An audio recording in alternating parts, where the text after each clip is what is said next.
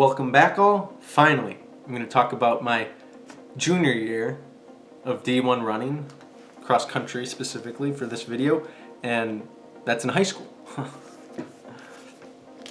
So my first race, I led my squad to a second place team finish with a PR, me taking 9th place, running a 16:58.50, and that was a PR to start the season. And if you recall the previous season, my sophomore year, I did not PR until sectionals, which was my last race of the season.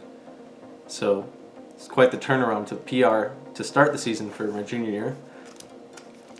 The next race was a big stacked meet, the Arrowhead meet, the Arrowhead Invitational, which was stacked with a bunch of southeastern Wisconsin teams. And I finished in 16th place overall, in second place behind the top runner on my team, and I ran a 16:38, which was another PR of 20 seconds improvement, and my team finished 5th overall in that stacked race. So we're moving on along the season, and things are looking hopeful. We had expectations for ourselves before this season, just coming to this season, because my first 2 years, we're taking 3rd place at sectionals, 1 place away from going to state as a team.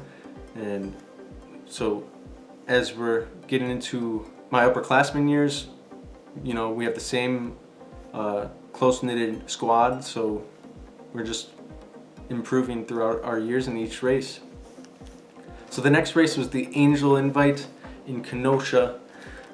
This was another big meet with some good competition, and our team placed 4th in it being the 3rd race of the season for me, which was still in September.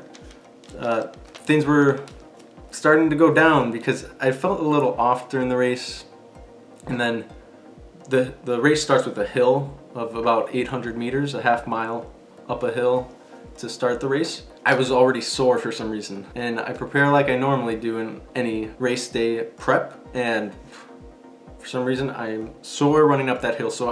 And I just felt it in my respiratory system that something was off.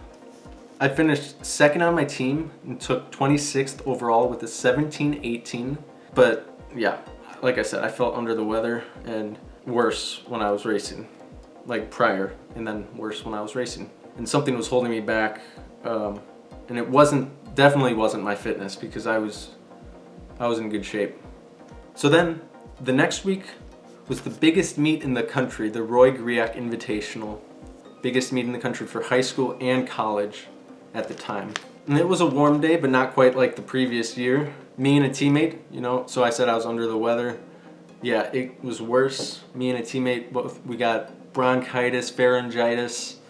So it just was not fun, but it was fun. It was an experience. Our team finished 40th overall out of 49 teams, and I finished personally in 326th place with a time of 19 minutes and 13 seconds.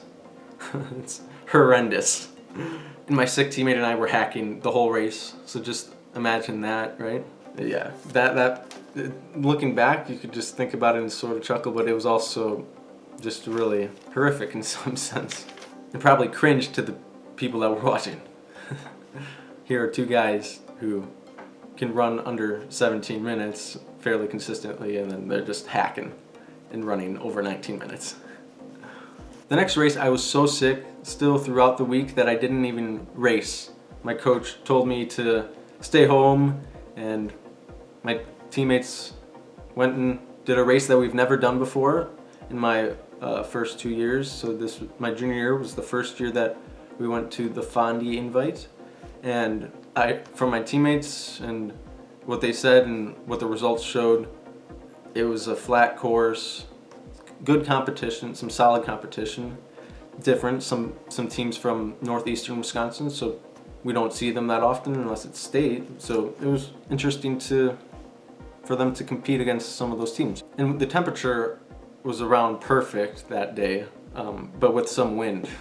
And our team took 4th place. And then there was the conference meet. I was still battling illness throughout the week, and that showed on race day. I finished with a time of 17 minutes and 40 seconds, and 8th place on my team. Not overall, 8th place on my team. And 33rd overall out of about 60 runners. Our team took 3rd place behind 2 division rivals. Now as a varsity squad, we geared up for sectionals. I will tell you about sectionals and that part next time. Stay tuned for part 2.